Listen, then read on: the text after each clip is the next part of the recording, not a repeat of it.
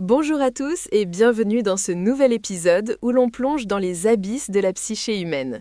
Aujourd'hui Thomas, on s'attaque à un monument, un monstre sacré de la psychologie sociale qui, je dois l'avouer, me donne froid dans le dos rien que d'y penser. Salut Sarah. Oui, on va descendre dans le sous-sol de l'université de Stanford en août 1971. Et quand tu dis monument, c'est presque un euphémisme. L'expérience de Philippe Zimbardo, c'est l'étude la plus citée, la plus débattue, mais aussi la plus terrifiante sur la nature humaine. La question est simple. Est-ce que le mal est en nous ou est-ce que c'est la situation qui nous transforme en monstres ? Tout commence le dimanche 14 août 1971. Imagine la scène. Palo Alto, Californie. C'est une ville tranquille, ensoleillée, et soudain, des sirènes de police hurlent dans les quartiers résidentiels. Ce n'est pas du cinéma. De vrais policiers du département de Palo Alto débarquent chez des étudiants qui sont encore en train de prendre leur petit déjeuner ou de dormir. C'est ça qui est fou. Zimbardo a réussi à convaincre la vraie police de participer à l'arrestation pour que le choc soit total. Les voisins sortent sur le pas de la porte. Ils voient le jeune d'à côté se faire plaquer contre la voiture, menotté, fouillé, les jambes écartées.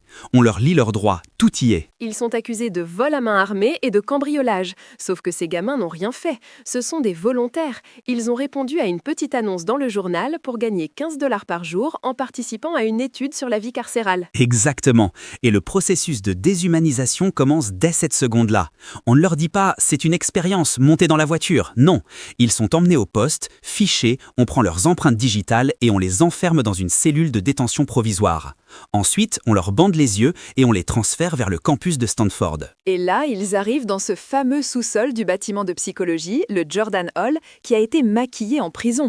Et c'est là que ça devient vraiment glauque. Thomas, décris-nous un peu comment on transforme des étudiants brillants en détenus en l'espace de quelques heures. C'est une mécanique de précision. Dès leur arrivée, on les déshabille intégralement. On les asperge d'un spray anti-poux, ce qui est totalement inutile sanitairement mais terriblement humiliant. Et surtout, on leur enlève leurs vêtements civils pour leur donner une sorte de blouse. Une blouse ? Comme une robe ? Oui, c'est une blouse beige, un peu comme une blouse d'hôpital, mais sans sous-vêtements en dessous. Et sur cette blouse, il y a un numéro. À partir de ce moment, ils n'ont plus de nom. Ils ne sont plus Peter ou Doug, ils sont 872 5096. C'est la perte d'identité immédiate. Et il y a aussi ce détail qui me choque toujours, la chaîne. Oui, une lourde chaîne cadenassée à la cheville droite. Elle est là pour qu'ils sentent le fer contre leur peau en permanence, même quand ils dorment, pour qu'ils n'oublient jamais qu'ils sont prisonniers. Et en face d'eux, tu as les gardiens. Eux, ils ont l'uniforme kaki, le sifflet, la matraque en bois et les lunettes de soleil. Les lunettes miroirs, comme dans le film Luc la main froide. C'est crucial les lunettes, ça empêche tout contact visuel. Le prisonnier ne voit pas les yeux du gardien, il ne voit que son propre reflet misérable. Ça crée une distance émotionnelle instantanée. Le décor est planté, les acteurs sont en place et Zimbardo, qui se fait appeler le directeur de la prison, observe tout ça. Il pense que l'expérience va durer 2 semaines. Spoiler alerte, ça ne va pas durer 2 semaines. Dès le 2e jour, c'est le chaos total. On pourrait croire que les étudiants allaient prendre ça à la rigolade, jouer aux cartes, mais non. Pas du tout. Le premier jour est un peu gênant, on se teste. Mais le matin du 2e jour, les prisonniers se rebellent. Ils arrachent leurs numéros, ils barricadent les portes des cellules avec leurs lits. Et là, la réaction des gardes est d'une violence inouïe. Ils ne jouent plus. Ils appellent des renforts, ils utilisent les extincteurs pour asperger les prisonniers de neige carbonique et forcer les portes. C'est là que la bascule opère. Les gardes comprennent qu'ils ont le pouvoir total. Ils commencent à mettre en place des tactiques psychologiques perverses. Ils créent une cellule de privilège pour diviser les prisonniers, pour briser leur solidarité. Oui, ils donnent de la bonne nourriture à ceux qui ne se sont pas rebellés et punissent les autres. Ils interdisent l'accès aux toilettes. Après 48 heures, l'air dans ce sous-sol devient irrespirable. Ça sent la sueur, l'urine, la peur. Les prisonniers sont forcés de faire leurs besoins dans des seaux qu'ils n'ont pas le droit de vider. Et il y a ce garde, celui qu'ils ont surnommé John Wayne. Dave Eshelman, c'est l'étudiant le plus zélé. Il marche avec une démarche lourde, il adopte un accent du sud des États-Unis, il est sadique. Il invente des punitions absurdes. Il les fait compter à rebours, faire des pompes pendant des heures, chanter des chansons humiliantes.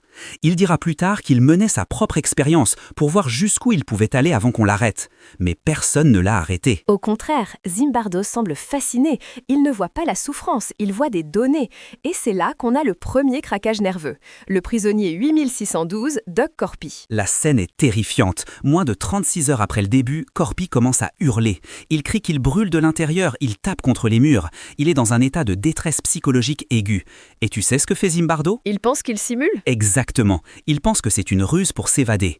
Il essaye de le manipuler pour qu'il reste en lui proposant un marché d'indicateurs. Mais Corpi est tellement instable qu'ils sont obligés de le laisser partir.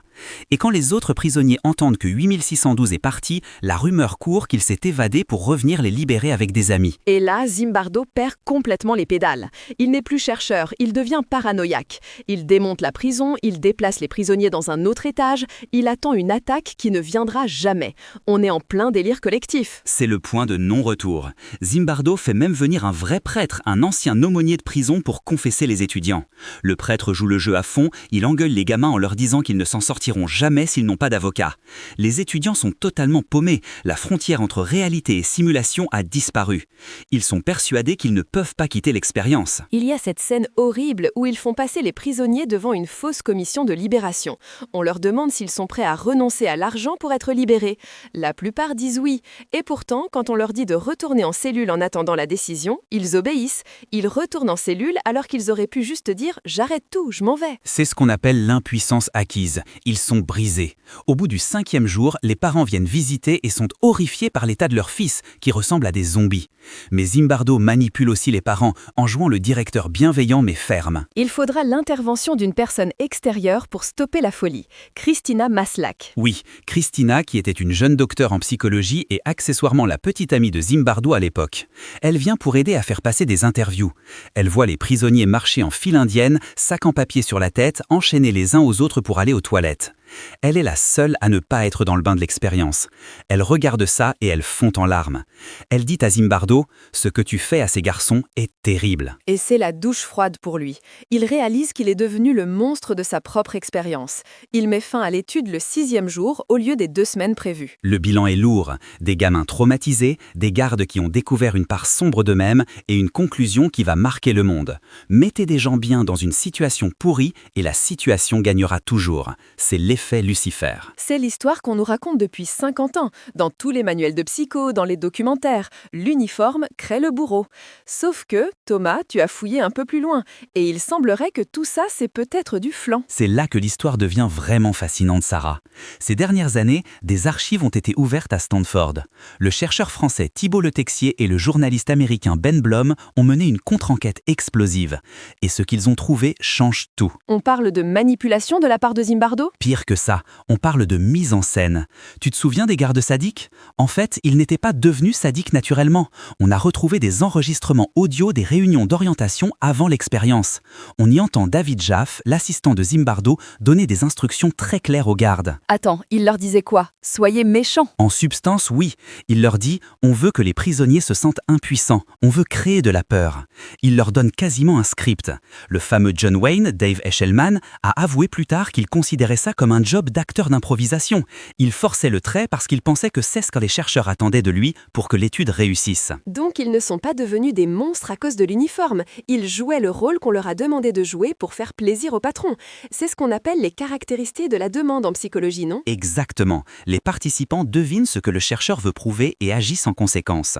Mais le plus gros mensonge, c'est Doug Corpi, le prisonnier qui a hurlé « Je brûle de l'intérieur ». Celui qui a craqué au bout de 36 heures. Il a avoué récemment que son craquage était totalement bidon. Il voulait juste sortir pour réviser ses examens. Il avait apporté ses livres de cours, mais les gardes ne l'ont pas laissé étudier. Alors il a décidé de jouer la folie pour se faire virer. Il dit même dans une interview « Si j'avais su que je passerais pour un fou pendant 50 ans, j'aurais juste dit que j'avais mal au ventre. » C'est incroyable. Donc le symbole ultime de la torture psychologique était en fait un étudiant qui voulait réviser ses partiels. C'est ça, et Zimbardo le savait. Il a entendu les enregistrements, il a vu les failles, mais il a construit sa carrière sur ce narratif terrifiant. L'idée que n'importe qui peut devenir un nazi si on lui donne un uniforme, c'était une histoire trop puissante pour être gâchée par la vérité. Mais alors, qu'est-ce qu'il reste de l'expérience de Stanford, si tout était truqué ou exagéré ? C'est la vraie leçon, je pense. L'expérience ne prouve pas que la nature humaine est mauvaise. Elle prouve que si une figure d'autorité, ici Zimbardo, vous donne la permission et même l'ordre d'être cruel au nom de la science ou d'une cause supérieure, alors oui, certaines personnes vont obéir.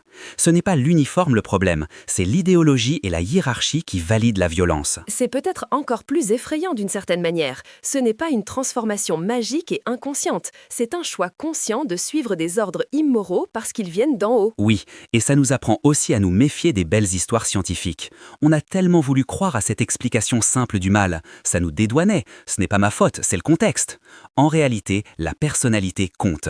Certains gardes ont refusé d'être sadiques, même avec la pression de Zimbardo. Ils faisaient des petites faveurs aux prisonniers en cachette. Le libre arbitre existe toujours, même dans un sous-sol à Stanford. C'est une conclusion importante. On n'est pas des feuilles mortes emportées par le vent des circonstances. On a toujours le choix de dire non. Merci Thomas pour cette plongée vertigineuse. Merci à toi Sarah. Et n'oubliez pas, méfiez-vous des lunettes de soleil et des blouses beiges. À la semaine prochaine.